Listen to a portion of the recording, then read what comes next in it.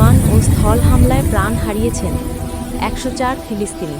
এবার বিস্তারিত। গাজায় ইসরায়েলি হামলায় আবারও বেড়েছে মৃত্যুর মিছিল। গাজার স্বাস্থ্য মন্ত্রণালয় জানিয়েছে, গতকাল মঙ্গলবার ২৮ অক্টোবর স্থানীয় সময়ে রাত থেকে অব্যাহত ইসরায়েলি বিমান ও স্থল হামলায় নতুন করে অন্তত ১০৪ ফিলিস্তিনি নিহত হয়েছেন, যাদের মধ্যে ৪৬ জন শিশু। আহত হয়েছেন অন্তত ২৫৩ জন। স্বাস্থ্য মন্ত্রণালয়ের তথ্য অনুযায়ী ১০ অক্টোবর যুদ্ধবিরতি কার্যকর হওয়ার পর থেকে এখন পর্যন্ত ইসরায়েলি হামলায় অন্তত ২১১ জন ফিলিস্তিনি নিহত হয়েছেন এবং আরও ৫৯৭ জন আহত হয়েছেন। এছাড়া ধ্বংসস্তূপের নিচ থেকে উদ্ধার করা হয়েছে ৪৮২টি মরদেহ। ইসরায়েলের গাজা অভিযান শুরু হয়েছিল ২০২৩ সালের ৭ই অক্টোবর।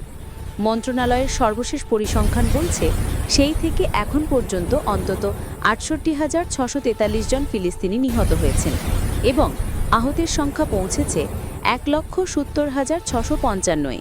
প্রতিদিনই নতুন হামলার ফলে প্রাণহানির সংখ্যা আরও বাড়ছে, যা আন্তর্জাতিক মহলে উদ্বেগ সৃষ্টি করেছে। গাজায় চলমান এই রক্তক্ষয়ী সংঘাতে মানবিক বিপর্যয় আরও গভীর হচ্ছে।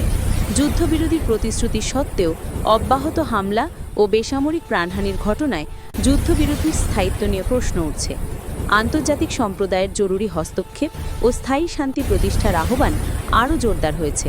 সূত্র আল জাজিরা।